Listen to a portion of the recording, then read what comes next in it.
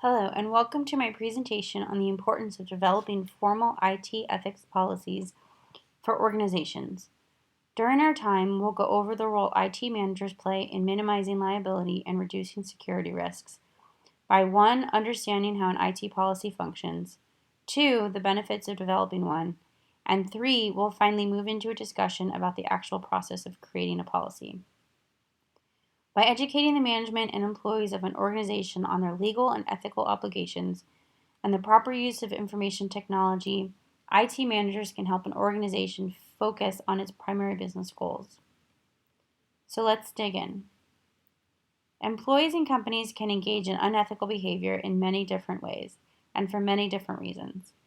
As future information security technology professionals, it is increasingly important that we have a deep understanding of our organization's legal and ethical responsibilities, as we play an important role in managing liability for privacy and security risks. Simply put, unethical employee behavior equals liability for an organization and can cost organizations millions of dollars. Key studies reveal that education is key to deterring unethical behavior. Employees must be informed, trained, and kept aware of expected ethical behaviors, especially in IT security, as many employees may not have the formal technical training to understand the difference between what constitutes ethical or unethical behavior. IT policy sits at the intersection of 4 main components in any organization: ethics, law, morality, and values. Developing an IT policy framework is the only way to have an effective IT policy model for operations and compliance. In fact, before you do any IT policy work, you should devote some time to determining your organizational framework and how the 4 main components, ethics, law, morality, and values, are incorporated into that framework, and then define how your IT policy framework will fit within it.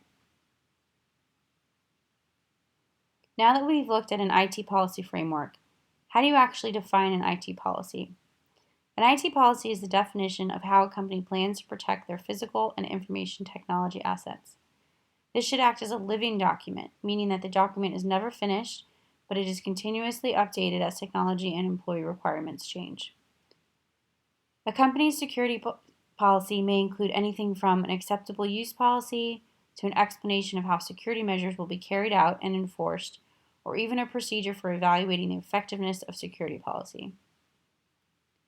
Generally, the benefits of an IT policy are massively important to an organization.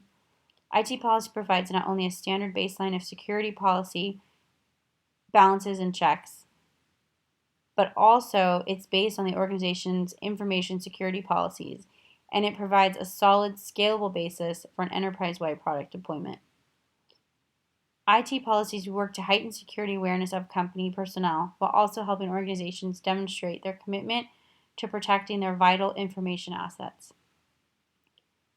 It should be clear by now that an IT manager plays a huge role in developing an IT policy. They are instrumental in this process as they are the closest to the technology, understand its business use best, and recognize potential ethical pitfalls that employees can fall into.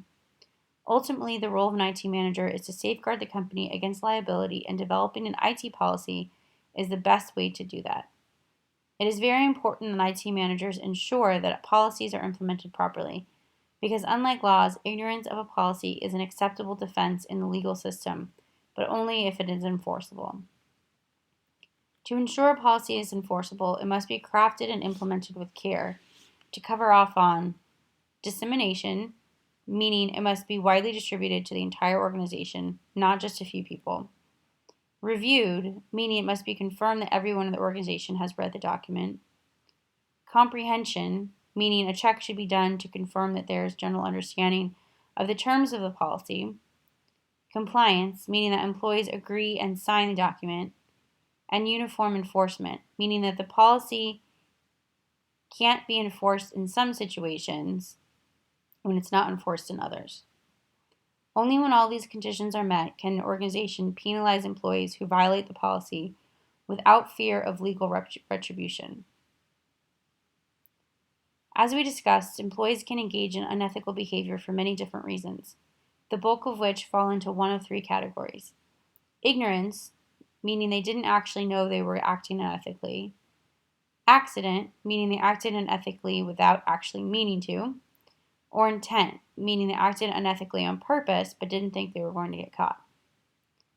No matter the cause of illegal, immoral, or unethical behavior, it is the responsibility of the IT professional to do everything in their power to deter these acts and use policy, education, and training and technology itself to protect information and security systems. However, policies only work if there are consequences when employees actually break the rules. Therefore, employees must have a fear that if they act unethically, they will be caught, which requires constant oversight of the IT policy by the IT manager.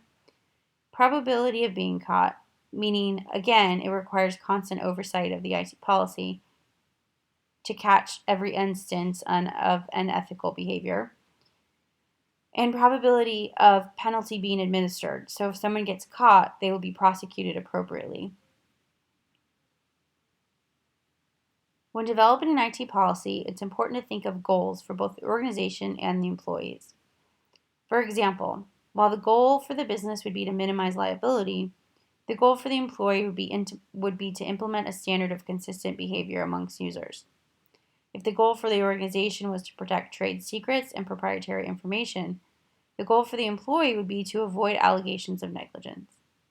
If the goal for the company was to document and support compliance with law, best practice, and corporate governance, the goal for the employee would be to provide repeatable behavior through instruction and guidelines. If the goal for the company is to provide evidence needed for legal proceedings, the goal for the employee might be to enable managers to control IT-related matters in advance. And if the goal for the organization is to establish accountability and the foundation for compliance, the goal for the employee might be to require a minimum of user-end responsibilities. The complexity of issues involved in successfully implementing IT policies means that the size and shape of policies may vary widely from company to company. This depends on many factors, including the size of the company, the sensitivity of the business information, and the types of information and computing systems they use. The following is a list of general policies needed in any company, big or small. For example, internet and email usage, policies for download abuse, attachment blocking, and monitoring of communications. Assets and inventories would require policies for privacy and procurement. Data retention would require policies for archiving and data recovery. And security policies would require some policies on password policies and wireless access. There are several necessary requirements that must be met at each stage when developing an IT policy. For example, when you determine your requirements for the policy, you must also align those requirements with your business goals. When you create the policy, make sure you have the right people in the room to ensure that all viewpoints are being taken into account. You don't want to write the policy in a vacuum for fear you could be missing some major feedback from important players. When you validate the policy, make sure you get buy-in from management, as implementation will likely be top-down and require their help. When you enforce the policy, do so in a way that calls for consequences when someone breaks the rules. Otherwise, people will begin to recognize that nothing will really happen if they don't abide by the policy, which will ultimately nullify the document.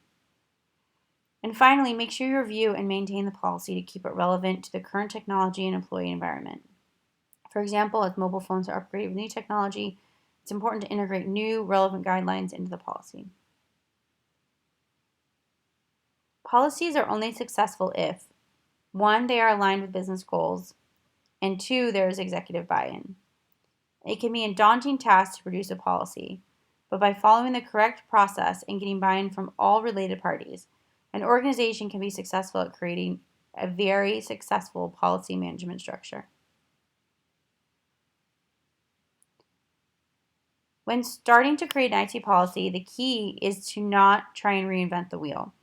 There are so many great resources out there to help you look at what others are doing and get a sense of what might work as far as best practices without having to start from scratch. Rather than analyzing every risk, consider using industry best practices that will help you simplify the process of creating an IT policy. But most importantly, remember to pay attention to regulations and requirements from government, industry, and partners to make sure all the information in your policy is both current and relevant. There are a lot of resources for IT managers out there when developing IT policy, from websites with templates to articles explaining government requirements and policy in layman terms. There's something to be said about using the internet to crowdsource as much of your policy as possible, then make it relevant to your own organization's technology and business goals. We've come to the end of my presentation. I hope you learned something about the role of an IT manager holds in developing formal IT security policies for organizations. It's not an easy job, but it's very important for the overall goals of the company and can greatly help to diminish liability when it comes to unethical employee behavior. Thank you for your time, and if you have any additional questions or comments, please feel free to email me at stephanie.holbrook@gmail.com. Thank you.